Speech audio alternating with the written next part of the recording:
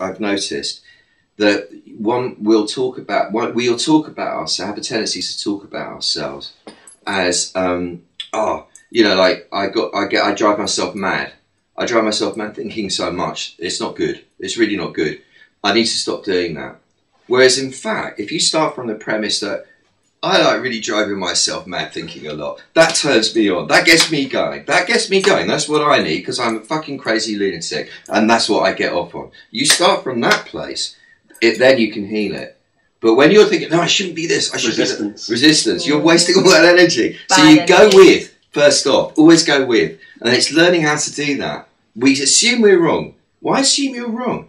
This is how you're meant to be. This is you, man. Start from that, and then bang, you can change it. But while you're fighting it, it fights you back. You can't change it because it's fighting you. The rock and a hard place. Yes.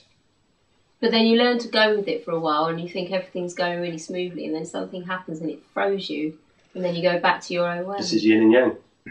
True. It's very, very true. It seems that the more we develop the skill to manage ourselves with comfort and ease, the more the bigger the challenges come to keep us growing. Yeah, that's difficult. It's a fucker, but but if it wasn't for that, would be called a challenge for one thing. And we wouldn't grow. No, we wouldn't grow. We would remain in our safety.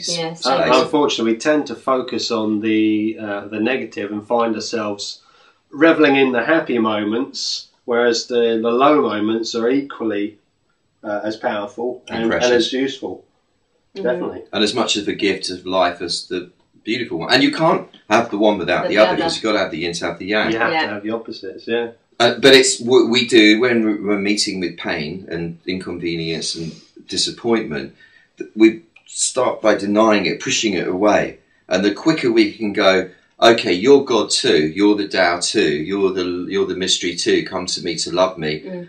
Oh, okay, come on, all right, I have you, love you, I love you, thank you for the gift, horrible fucking gift, thank you. And so suddenly there is grace, and from the grace then comes transformation. So you're yielding to it.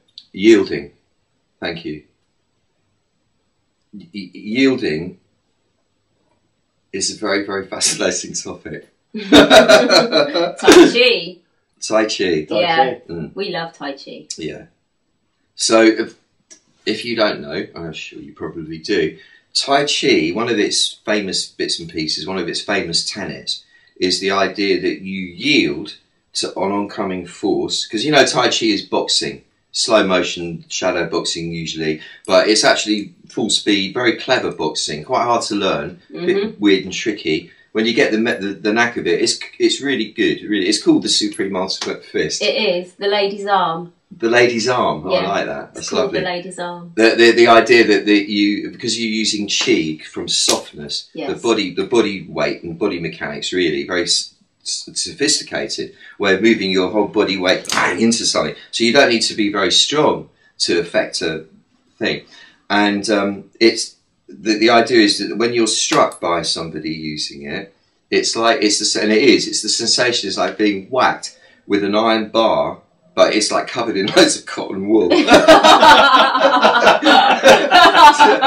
don't get that nasty shock thing on the surface. Like, ooh, you don't get that bit. You just get this. Ooh, but it actually feels quite nice in a weird way. Like being hit by a velvet train. Yeah, but it's quite nice. It's quite a funny feeling. Yeah. And then you pung it. Pung! Yeah, then you pung it. Pung it. So yeah, and then if you're good, as you get whacked, you yield to it.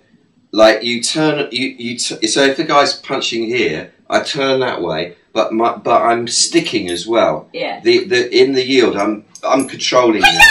So I've taken their energy and flipped it back at them, ideally. And that's called yielding and sticking. Now, my Tai Chi master, Ancient John, he say that, he's been on at me for about, he's been my Tai Chi master on and off, but really all the way through for about 35 or more years. Gosh. And the last 7 years, it's about when you yield, you do not go backwards. yielding, going forwards. And you know, you're taught it originally with the Tai Chi, and he taught me even, you know. go backwards. You go back, you yield that way. But he says, don't go backwards. You mustn't go backwards, not even in your mind. You yield going forwards. I like that. It's a real trip to get. And the weird thing is, it's Xing Yi. I do that in the Xing Yi. Xing Yi is the older sister of Tai Chi, more direct, using plosive power. And in that, you don't yield to anything. You just plough right through the opponent with your intention. So in there, your yield is your attack. I mean, I can't get it in the Tai Chi. That is so hard to get. They so want to go back each time. Yeah, it's ingrained in you. It's ingrained. Yeah. And we mentioned these, if I may speak on behalf of us all. Geely out of shot there. But, why do? Oh yeah, because Tai Chi, the push hands thing, is a metaphor for how you live your life. Exactly.